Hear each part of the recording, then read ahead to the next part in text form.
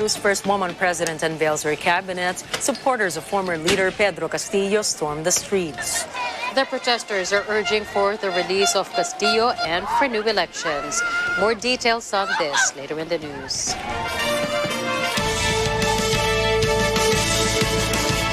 Good evening. I'm CJ Hero. And I am Nina Richie Alago Flores. This is Mata ng Agila International. Now for the headlines. President Ferdinand Marcos Jr. asserts Maharlika Fund advantageous for the Philippines. Fuel stations impose more big-time oil price cuts on December 13, Tuesday. National Telecommunications Commission issues IRR for SIM Card Registration Act. United States expresses alarm over Russia-Iran military partnership. And NASA's Orion space capsule completes Artemis 1 mission.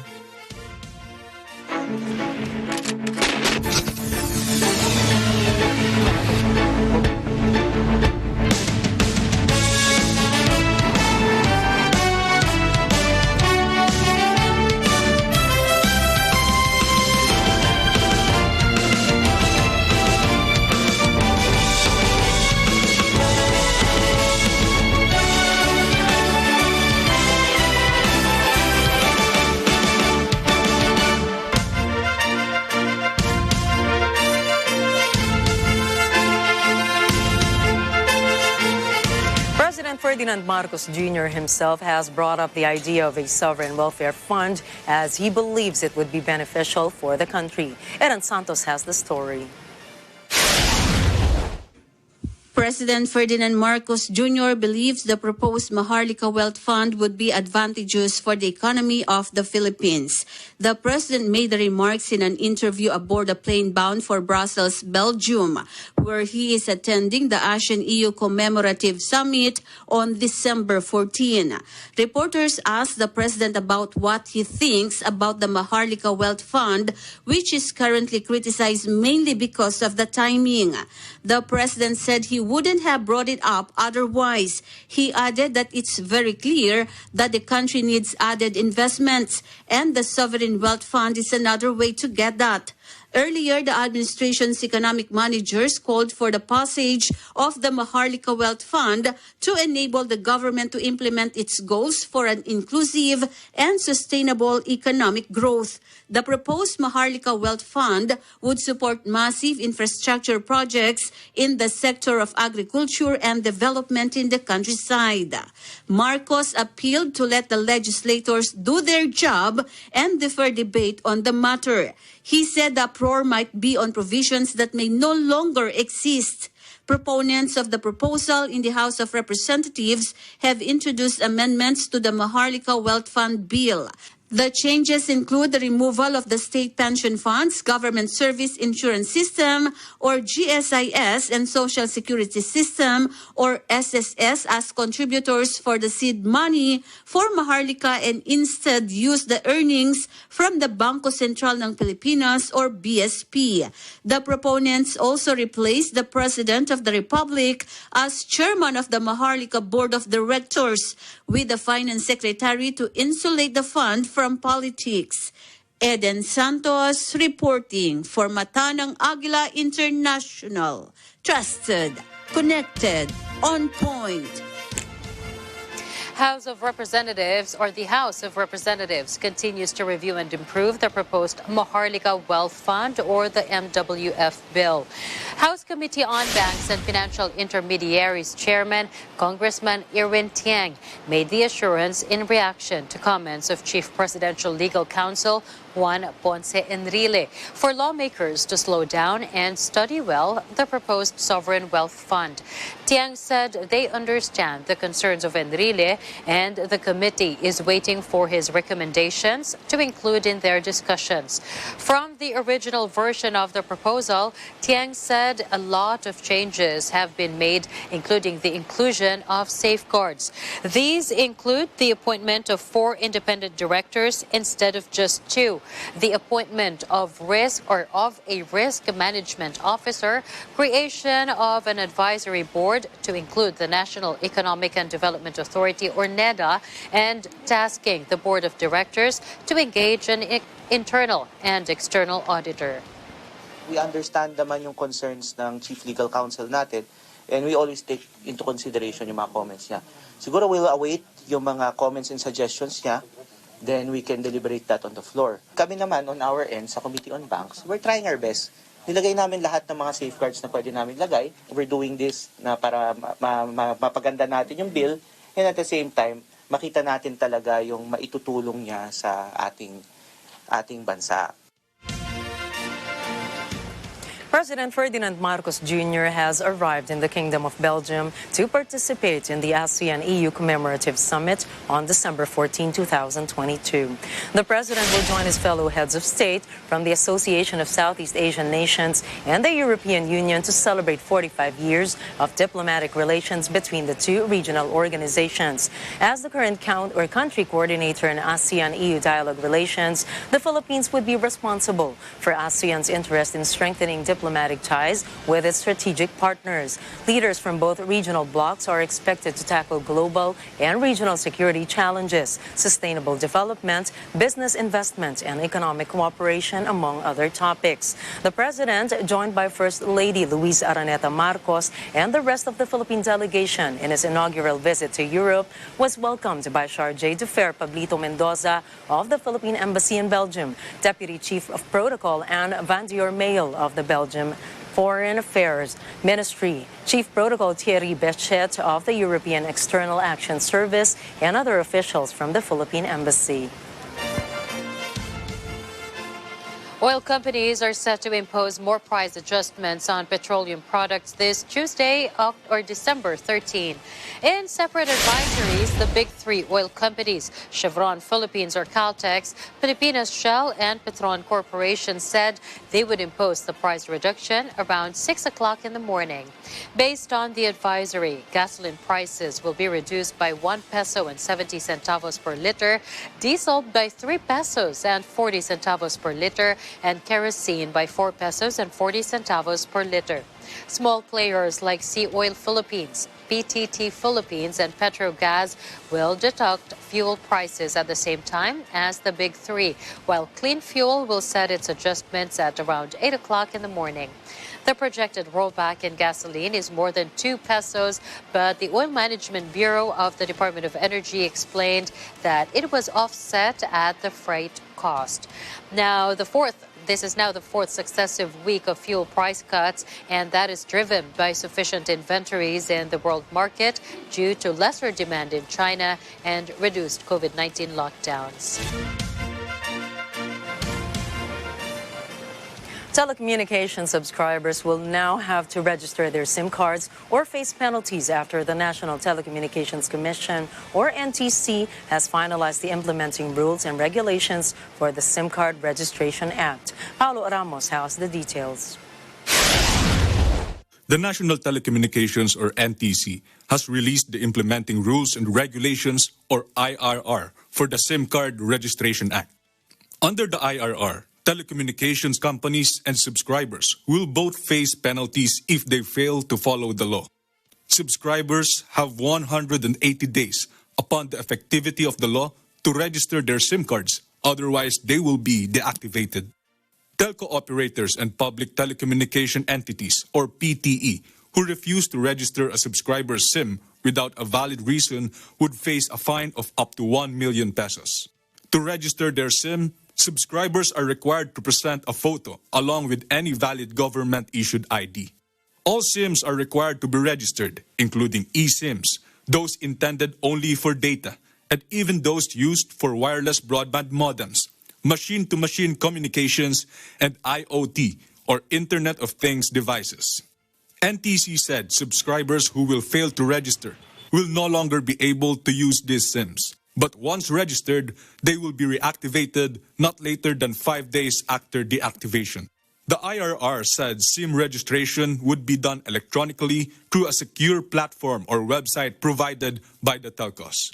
The IRR also states the following penalties. 300,000 peso fine or up to 2 years imprisonment or both for those who provide false or fictitious information or will use fictitious identities or fraudulent documents to register a SIM. 100 to 300,000 peso fine or 6 months to 6 years imprisonment or both to anyone who sells or transfers a registered SIM without complying with the required registration under the law.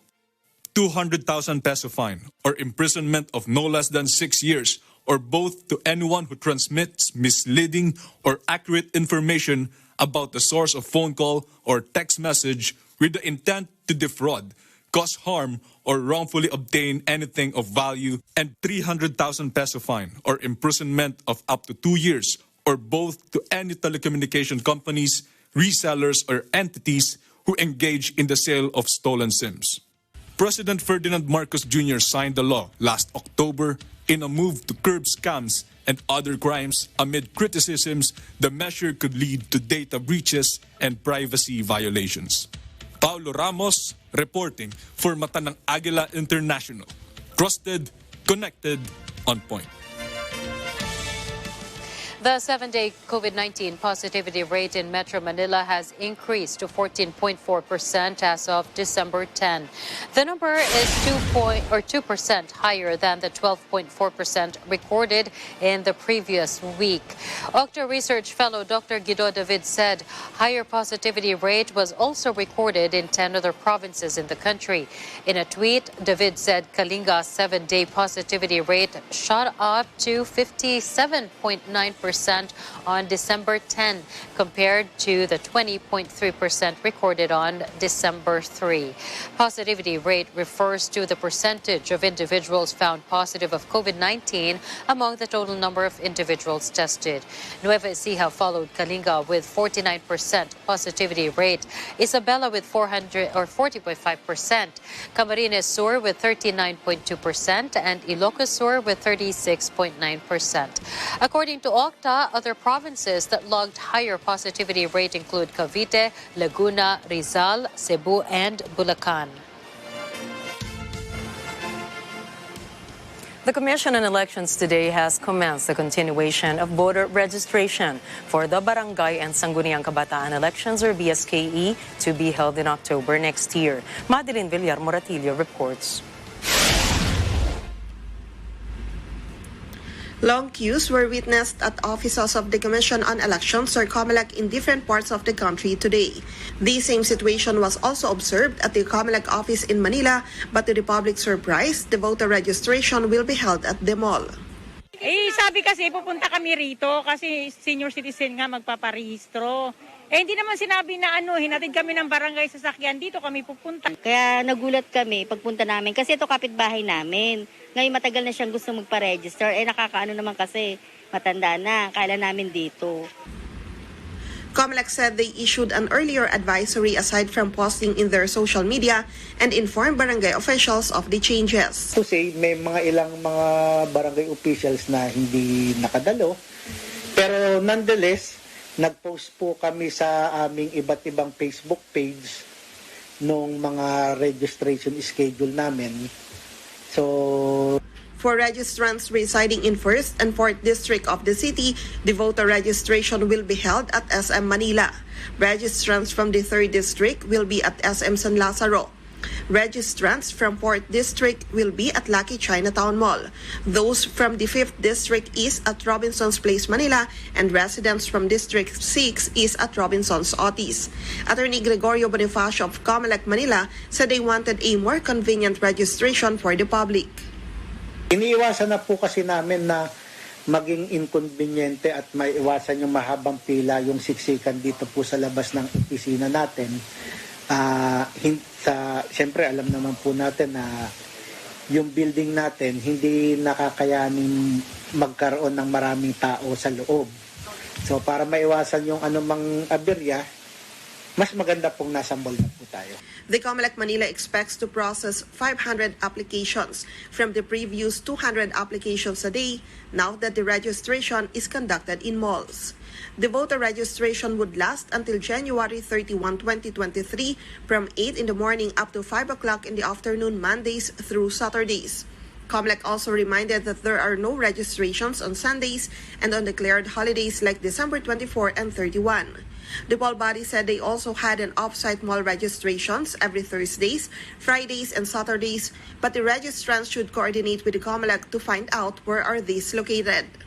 The COMELEC also reminded on the pilot testing of the Register Anywhere project or RAP that would start on December 17, 2022 and would last until January 2, 2023 every Saturdays except on December 24, 25, and 31 of 2022 and January 1 of 2023. RAP is intended for new voters and those who will transfer their registrations. Malls included in the RAP pilot test are SM Mall of Asia, SM Fairview, SM South Mall, Robinson's Place Manila, Robinson's Galleria. Additional sites were added for RAP to include Robinson's Mall Tacloban, SM City Legazpi in Albay, Robinson's Mall Naga. RAP is also set up in selected government sites with the following schedule: Senate in Pasay City on January 25, and to be announced is those happening at House of Representatives and GSIS main office in Pasay City. Madeline Villar Moratillo reporting for Matanang Agila International. Trusted, connected, on point. House Minority Leader Marcelino Libanan is proposing House Bill 6472, allowing overseas Filipino workers or OFWs and balikbayans a $6,000 tax exemption on their purchases in duty-free shops managed by the Department of Tourism or DOT. Libanan said it is high time to upgrade the benefits bestowed on OFWs and balikbayans since the existing law on the balikbayan program is already 30 years old. Once enacted into law, Libanan said more OFWs and balikbayans would be encouraged to shop in duty-free shops in the Philippines instead of abroad. This would also help increase the country's dollar reserve. Currently, tax exemptions on purchases of OFWs and balikbayans in duty-free shops operated by the DOT is only $3,500. The DOT is operating 3 duty-free shops at Ninoy Aquino International Airport or NAIA in Terminals 1, 2, and 3. According to Pagasa, Tropical Storm Rosal has slightly weakened as it continued to move away from the Philippine area of responsibility. In its 5 p.m. weather bulletin, Pagasa said Rosal has maximum sustained winds of 75 kilometers per hour near the center and gustiness of up to 90 kilometers per hour. Though the winds are severe, Pagasa said Rosal is less likely to bring heavy rains in the country. On all available data of Pagasa, the center of Tropical Storm Rosal was estimated at 880 kilometers east of extreme northern Luzon. It is moving east-northeastward at 15 kilometers per hour. Though no tropical cyclone wind signal is made, Pagasa said that in the next 24 hours, the surge of the northeast monsoon, partly enhanced by this tropical storm, may bring occasional gusts reaching gale force over Batanes and strong breeze to near gale strength over Babuyan Islands and the coastal and upland areas of Ilocos Norte, northern and eastern Cagayan, and eastern Isabela. Rosal is forecast to become a remnant low storm tomorrow late evening or on Wednesday early morning before dissipating shortly thereafter. Coming up, U.S. expresses alarm over Russia-Iran military partnership. Abrupt end to zero COVID policy threatens to overwhelm China with infections. And Iglesia Ni Cristo members hold charity event in Heathrow, UK. Matanang Agila International will be right back. Please stay around.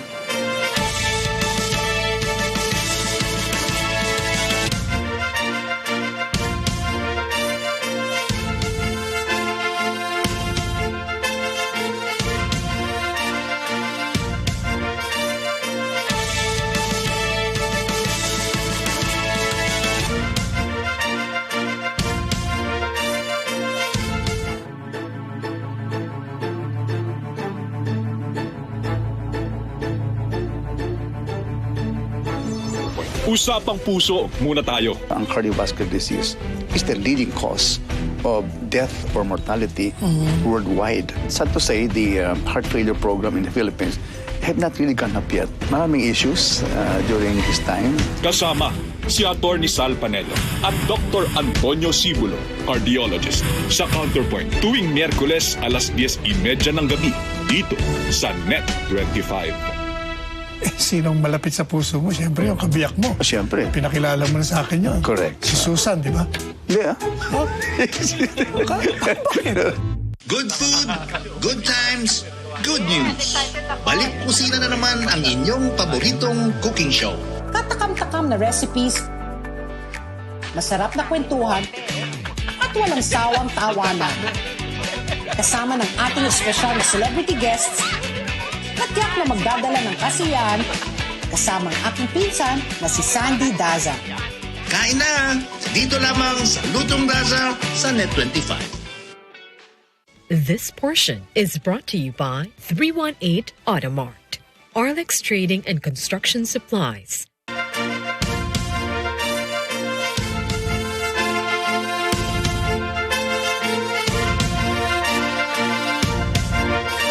The news continues here on Mata ng Agila International. The United States has expressed alarm over a full-scale defense partnership between Russia and Iran. Washington said the Moscow-Tehran alliance is harmful to Ukraine, Iran's neighbors, and the world. Iran has become Russia's top military backer. Since August, Iran has transferred several hundred drones, UAVs, to Russia. Russia has been using these UAVs to attack Ukraine's critical infrastructure and, as I said earlier, to kill innocent Ukrainian people. The sales of UAVs commenced after Russia's full-scale invasion of Ukraine, and Iranian drones are being used specifically to bolster Russia's capabilities there. White House National Security spokesman John Kirby added that they expect Iranian support for the Russian military to only grow in the coming months. Kirby also urged Iran to reverse course and not to take these steps. The southern Ukrainian city of Odessa was plunged into darkness following attacks by Russian kamikaze drones.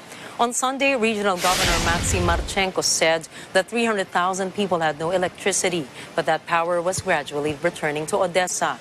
Only critical infrastructure like hospital and maternity wards have access to electricity. У нас нет света во всем городе практически. Воды не было, но вода есть, слава богу. Ну и надо зарядить телефон. Разрядка кончилась, все. Надо поговорить с внучкой. 3 дня не было, включили. Вчера опять утром выключили. 3 дня подряд не было света. Периодически выключают, потому что стреляют по инфраструктуре. Newly sworn-in Peruvian President Dina Boluarte has declared a state of emergency in highly conflictive areas. Anuncio la declaratoria del estado de emergencia en las zonas de alta conflictividad social. Comunico que he dado las instrucciones para que se recupere pacíficamente el control del orden interno, sin afectar los derechos fundamentales de la ciudadanía. Boluarte has also announced that she will present a bill to Congress seeking to hold elections 2 years early in April 2024. Boluarte's announcement came after Peru's new government turned deadly on Sunday. Still in Peru, protesters filled the streets in front of Peru's Congress in Lima on the weekend, demanding its closure and the release of ousted President Pedro Castillo. As Peru's new leader unveiled her cabinet Saturday, demonstrators blocked highways and pelted police with rocks. Dina Boluarte is Peru's first woman president, replacing Castillo, who faces a series of corruption probes. Since Boluarte was sworn in last Wednesday, supporters of Castillo have been demonstrating, calling for elections. Elsewhere in the country, in the southern city of Andahuaylas, demonstrations have turned violent. According to authorities, 2 people died and at least 20 people were injured, including 4 police officers. Supporters of Castillo have called for a general strike on Monday and on Wednesday. Rescuers on the British Channel island of Jersey, near the coast of northwest France, have given up hope of finding survivors from an explosion that flattened an apartment building. 9 people are feared dead in Saturday's blast. It happened in the Channel Islands port capital of St. Helier. Authorities have confirmed 5 deaths and say 4 people remain unaccounted for. A gas leak is believed to be the cause of the explosion. Fire crews had been called out about 7 hours before the blast to investigate the smell of gas. An inquiry into the actions of the fire service has begun. Police Chief Robin Smith says a recovery operation is underway, which may last for several weeks. Crews are being aided by sniffer dogs as they sift through debris looking for bodies. Frightened residents of Mexico City ran into the streets Sunday after a 6.0 magnitude earthquake rattled southwestern Mexico. Warning sirens blared as nervous people gathered outside. There are no immediate reports of structural damage in the Mexican capital from the shaker. On Twitter, President Manuel López Obrador tweeted that civil defense officials are checking for damage elsewhere. The quake's epicenter was along the Pacific coast near the beach resort of Acapulco. One of the most active volcanoes in Central America erupted over the weekend, spewing ash and lava into the air. That's in Guatemala. The eruption forced Guatemalan authorities to close the country's largest airport before the activity eased. The volcano, named Fuego, blew its top overnight, sending ash 2 kilometers into the air. Roads connecting southern and central Guatemala were closed as a precaution. The volcano is about 16 kilometers from the capital of Antigua. It erupts every 4 or 5 years. In 2018, an eruption sent rivers of lava down its sides, devastating the village of San Miguel Los Lotes. It killed 215 people and left a similar number missing. No one has been evacuated in the latest eruption. Elon Musk on Sunday targeted America's outgoing top infectious disease official and key advisor of the U.S.'s response to the COVID-19 pandemic, Anthony Fauci, in a viral tweet that sparked backlash. In his tweet, the billionaire Twitter CEO said, "My pronouns are prosecute Fauci," alluding to the practice of indicating gender pronouns after one's name, as well as the right-wing campaign to charge Fauci with crimes related to his involvement in the U.S. COVID policies. Musk also posted a meme showing Fauci telling U.S. President Joe Biden, "Just one more lockdown, my king." In apparent criticism of the COVID mitigation measure Musk has repeatedly slammed, but has not been deployed in the country for over a year. Musk's tweet quickly went viral, receiving over 800,000 likes within some 11 hours, but also sparking swift criticism.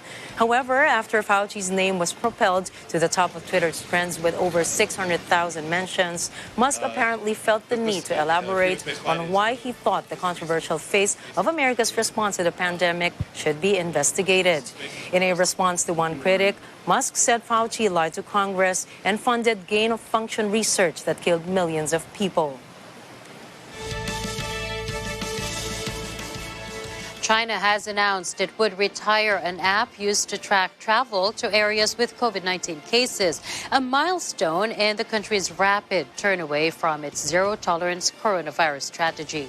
After years of being in a hardline policymaking, utilizing the state-run communications itinerary card that tracks if an individual has been to a high-risk area based on phone signal, the application is set to go offline at 12 a.m. Tuesday. The itinerary card took a huge part in the China's zero-COVID policy, which produced its signature green arrow as millions of Chinese people traveled between provinces, entered events, and went to some public places.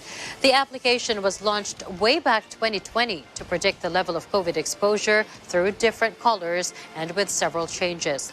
Its tracking period was lessened from 14 to 7 days. Now, despite warnings from health experts regarding a hike in Omicron cases, China swiftly eases its hardline zero COVID approach. Changes include ending large-scale lockdowns and allowing asymptomatic cases and people with mild symptoms to take care of themselves at home. The new guidelines also implement a reduction in the frequency and scope of PCR testing. Now, to ease domestic travel, health codes are also not required. While most world leaders have welcomed China's U-turn in its COVID policies, circumstantial evidence now seems to suggest that what health authorities fear may be true. According to an estimate by London-based research firm Airfinity, between 1.3 million and 2.1 million people may die in China due to the Omicron variant. Now, some estimates online say there could be 2 million COVID deaths in the next 83 days in China due to reduced tests and the drop in quarantine requirements. Zero COVID measures could also result in between 167 million and 279 million new infections. Other health authorities predict that COVID cases could reach a total of 5.6 million a day at the peak. Sooner or later, Xi Jinping's government may soon face bigger COVID-19 containment challenges than those that came with 3 years of locking down entire cities or provinces. News outlets claim that Beijing is ill-prepared for the biggest surge in COVID cases. Jiao Yahui from the Department of Medical Affairs at the National Health Commission admits that China has one intensive care unit bed for 10,000 people. The NHC also points out that vaccination rates among the elderly are low, and China's underfunded healthcare system does not have the capacity to deal with a huge influx of patients. Another news agency has reported that large hospitals are now tasked to set aside special wards to treat vulnerable COVID patients, while the number of so-called fever clinics will be increased to identify cases. International media reports have learned that some neighborhoods are organizing group purchases of N95 masks, antigen test kits, sanitizers, and even vitamins in preparation for a potential outbreak. Ali Mokdad, a chief strategy officer for population health at the University of Washington, predicts that 1 month from now, people will see a very high number of COVID cases. He says that mortality will come 2 weeks later. Mokdad explains that the infection will spread first in urban areas before it shifts to rural regions due to the crowding of people. Projection of infections will also supercharge since China has now entered its winter weather. As of Thursday, there are 16,363 new local cases, which are less than half the 38,808 reported at the recent peak. But sources say the numbers are not exact since negative results are no longer needed for basic activities, and people are also avoiding testing to escape the government's radar. Michael Osterholm, director of the Center for Infectious Disease Research and Policy at the University of Minnesota, observes that China's 1.4 billion people are at increased risk of contracting this virus for the first time. He says these first infections surely pose the risk of serious disease, including hospitalizations and deaths. Health analysts say 3 years under the zero COVID policy has resulted in low natural immunity and inadequate administration of vaccine boosters. These factors, combined with the highly transmissible Omicron variant of the virus, could lead to a spike in hospitalizations and deaths, especially among the elderly and those with chronic diseases. But residents in China say their government doing a U-turn may be caused by nationwide protests. Meanwhile, political scientists believe that Xi's unplanned exit COVID strategy may not just hurt China's economy, but will also hit the international fiscal system.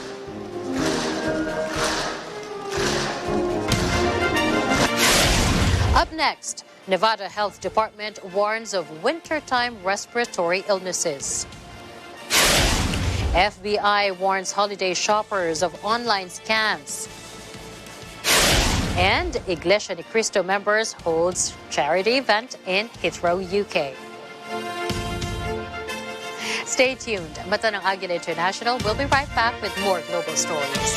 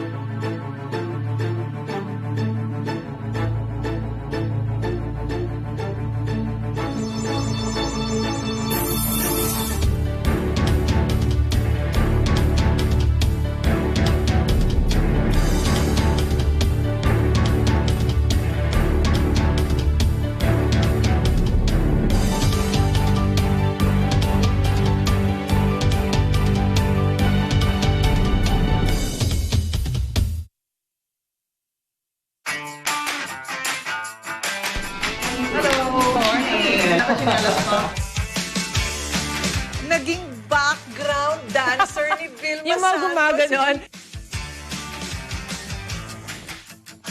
Anong secret? Number one secret is Scarlett. I want to be with her. So I kept praying, Lord, please give me time. Tissue, please. Pwede kumuyain ngayon yan? Yeah. Ang dami na ngayong mga artista ang nakakapasok sa lehislatura. That's part of democracy, hindi ba? Raymond, I love the dog. So you're in love. Yes. What do you call this dish? It's an Indian dish. Gisa-gisa pag may time. Lahat ng yan at maraming iba pa, watch out for it here on Corina Interviews.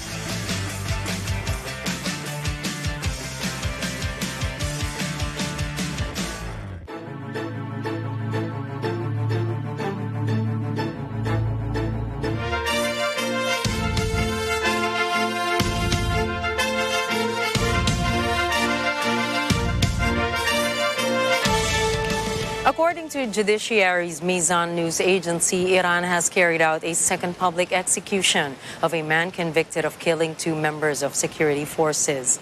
Iran's judiciary said Rana Vard also injured four other people. He was hanged in the city of Mashhad. News sources say the execution is still linked to anti-government protests. More than 3 decades ago, 14 engineering students at the École Polytechnique de Montréal were shot dead. The reason? They were women.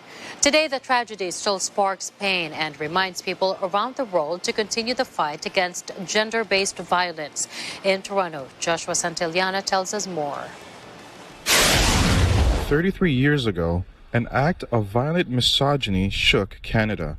On December 6, 1989, 14 young women, engineering students at École Polytechnique de Montréal, were shot and murdered simply because they were women. Marc Lépin entered the university with the intent to kill women. Lépin blamed them for his failure to get accepted to the engineering program. Armed with a semi-automatic weapon, he separated a mechanical engineering class by gender and opened fire at the women while screaming and calling them feminists. He committed suicide after. 14 young women were murdered, along with 13 other people wounded. It was on that day that 14 women were killed at Polytechnique Montréal because they were women. They were young, bright engineering students who had the world ahead of them.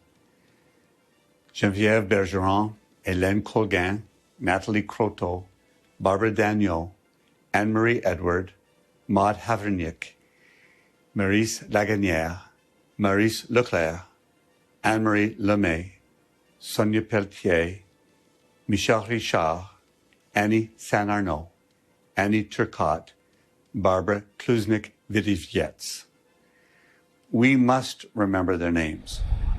Because of this tragedy, the Coalition for Gun Control was formed, which aided the federal firearm control legislation. To this day, the Government of Canada recognizes December 6th to be a National Day of Remembrance and Action on Violence Against Women. It is also known as White Ribbon Day. This is to remember all those who have experienced gender-based violence and those who people have lost to it. Joshua Santayana, Toronto, Ontario, Matahan ng Agila International. Trusted, connected, on point. Health officials in southern Nevada are warning residents of wintertime respiratory illnesses. In Las Vegas, here's Anna Cui with the details. People commonly correlate winter with the flu season, and that is what we're seeing now with the rise of flu cases as well as RSV and the ongoing circulation of the COVID-19 virus.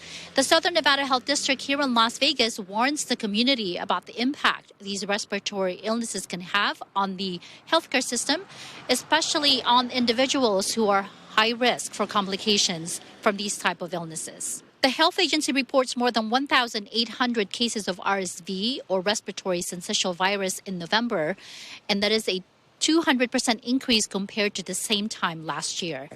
RSV is a common respiratory virus that primarily spreads when an infected person coughs or sneezes and can usually cause mild cold-like symptoms in most people. However, it can cause more serious illness in children under 2 years old, especially in infants less than 6 months old, and in older adults with underlying health conditions such as asthma, COPD, or congestive heart failure. The Centers for Disease Control and Prevention, or CDC, monitors influenza-like illness through a surveillance network. Nationwide, in the last 2 weeks, 7.5% of patient visits reported were related to respiratory symptoms that included fever with cough or sore throat. This number is above the national baseline of 2.5%, according to CDC. And as you can see on this map, over 80% of all U.S. states and territories are indicated to have a high or very high influenza-like illness activity level. COVID-19 metrics are also trending upward, as well as hospitalizations are increasing, according to the health department. So prevention is key in protecting yourself and your family this winter season. While there is no vaccine for RSV, there are plenty of vaccines for the seasonal flu and COVID-19 virus. Anna Cui, Las Vegas, Nevada, Mata ng Agila International, trusted, connected, on point. The U.S. Federal Bureau of Investigation warns online shoppers of holiday scams. The FBI identifies two of the most common schemes: non-delivery and non-payment. In Las Vegas, Jalen Valdecantos tells us more. Black Friday may be over, but people's emails and social media are still filled with the best deals during this holiday season. Every year, thousands of people become victims of holiday scams. The two most common types of scams are non-delivery and non-payment crimes, according to the FBI. In a non-delivery scam, a buyer is the victim because they pay for goods or services they find online but end up not receiving what they ordered. On the other hand, a seller becomes the victim in a non-payment scam after shipping the goods that were ordered without receiving payment. The Internet Crime Complaint Center, or IC3 for short, filed a report in 2021.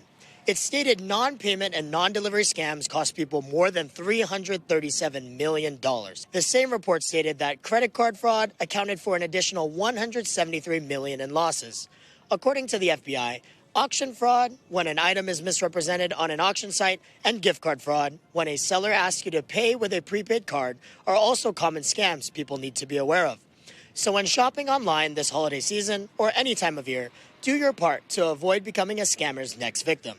Whether you're buying or selling online, the FBI advises to practice good cybersecurity hygiene. Don't be quick to click on any suspicious links or attachments in emails, websites, or on social media. These are called phishing scams. They have the goal of getting you to give up personal information, like your name, password, bank, or credit card number. Next, know who you're selling to or buying from. If the website's URL doesn't have the HTTPS in the web address, don't enter your personal information on sites like those. You should also do your research if you're buying from a company for the first time by checking their reviews. Bad reviews or hardly no reviews at all should raise a red flag. Also, never wire money directly to a seller and avoid paying for items with prepaid cards. In this prepaid card scam, the seller will ask you to send them the gift card number and PIN.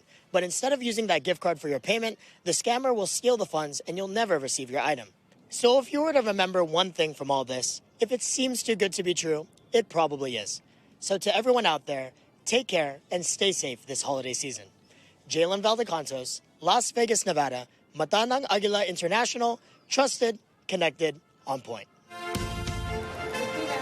With the worsening global economic conditions, the effects of the pandemic, and the ongoing war in Ukraine, these are just some of the reasons why many families worry about their future even more and find it hard to maintain a positive outlook in life. Members of Iglesia Ni Cristo in Heathrow, United Kingdom, is doing its part in helping people stay positive by hosting a charity event with musical performances and giving away free packages containing basic grocery and self-care items. Here is Margaret Lou Gomez with the story. During these uncertain and difficult times, there's an overwhelming sense of unhappiness brought about by the decline of the global economy.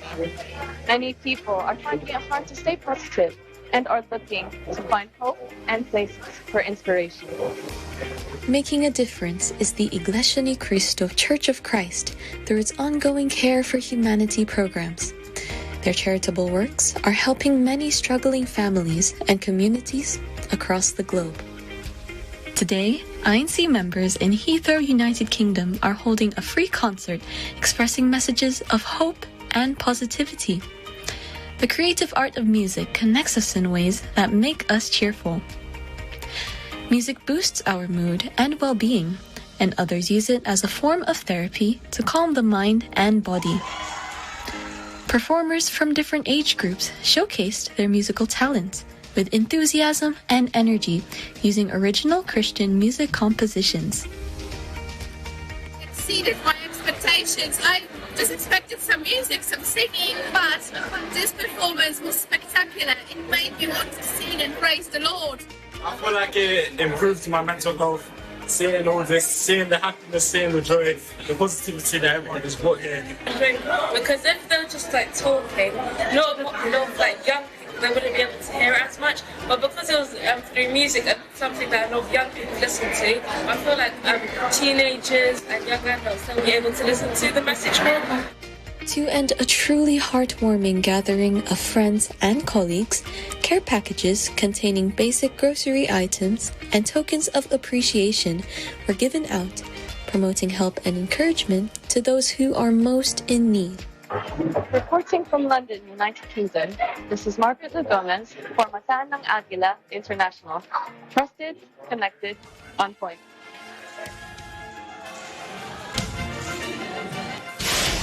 Coming right up, Orion space capsule returns to Earth. France battles past England and Morocco makes World Cup history.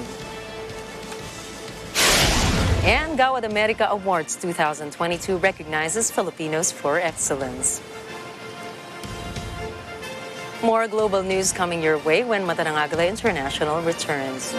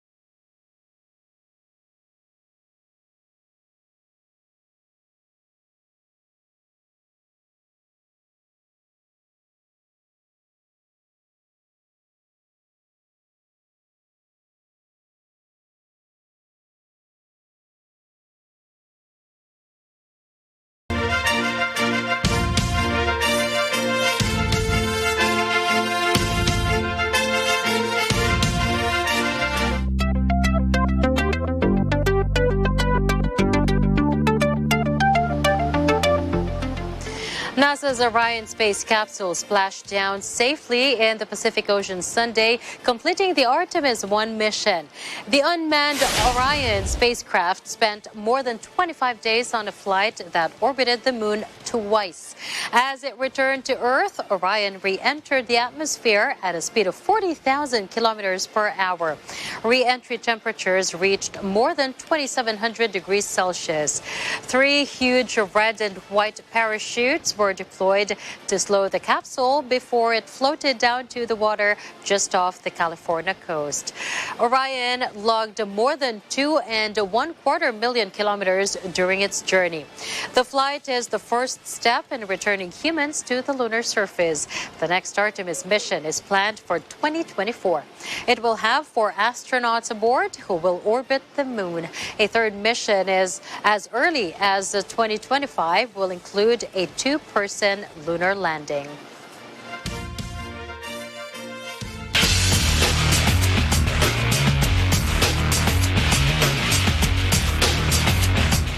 The World Cup in Qatar progresses to the semifinals following English disappointment delivered by the champions France and Morocco, making history. Our UK correspondent Keith Dimabuyu reports. Defending champions France edged past England 2-1 on Saturday as Harry Kane missed a late penalty in the World Cup quarterfinals after Morocco became the first African team ever to reach the last 4. France will face the surprising North Africans in a semi-final on Wednesday, earning their place when Olivier Giroud's header proved the difference at Al Bayt Stadium. England were the best side for large parts of the match, but Giroud scored when it mattered most, rising above Harry Maguire to nod the ball into the net on 78 minutes for his 53rd goal for France. Only the most fervent Morocco fan would have bet on their side reaching the World Cup semi-finals before the tournament kicked off. On Saturday, they beat Cristiano Ronaldo and Portugal 1-0 thanks to Youssef En-Nesyri's first half header to go further than any African team ever has at a World Cup. Morocco, ranked 22nd in the world before the tournament started, have surpassed the 3 other African sides to reach the quarterfinals.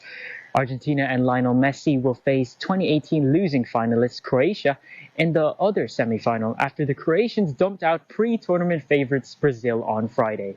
From the United Kingdom, I am Keith Dimabuyu for Matan ng Agila International, trusted, connected, on points.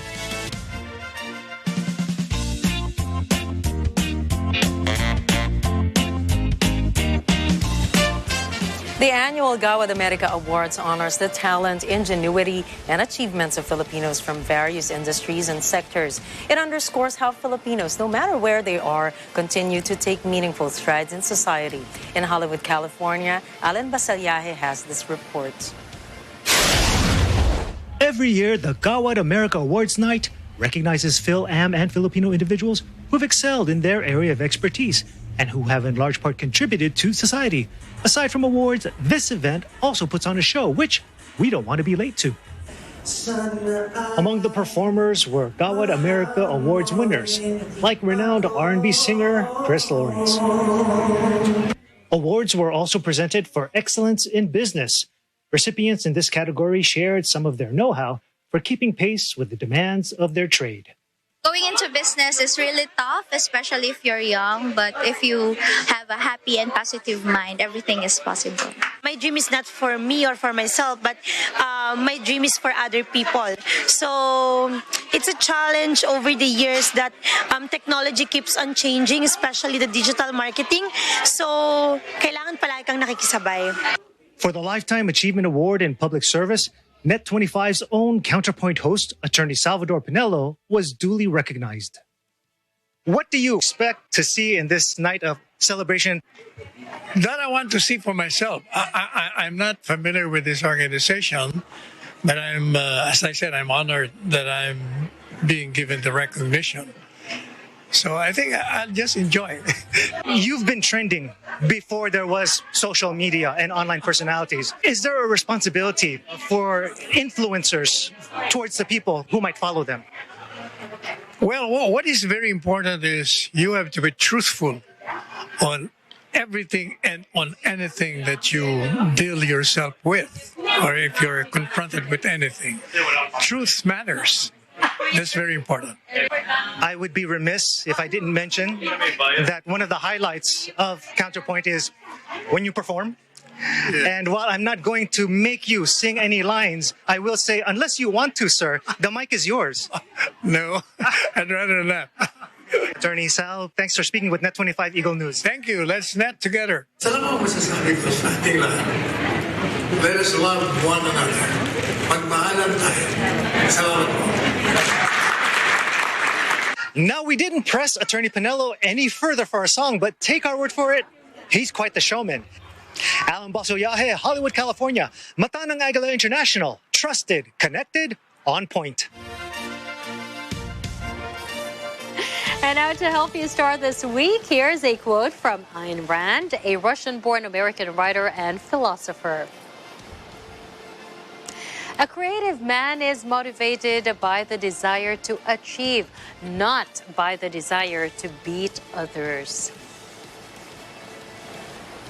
And isn't improving the world around you a much nobler pursuit than being in competition, trying to win a competition with other people? Exactly. And you'll never stop. If you try to beat others, there will always be others who'd be better than you. So you'll just never stop. It's tiring, really. And that's a wrap for tonight's news. Catch the latest updates on our social media channels. I am CJ Hero. And I am Nina Richie Alago Flores. This is Mata ng Agila International. Trusted, connected, on point.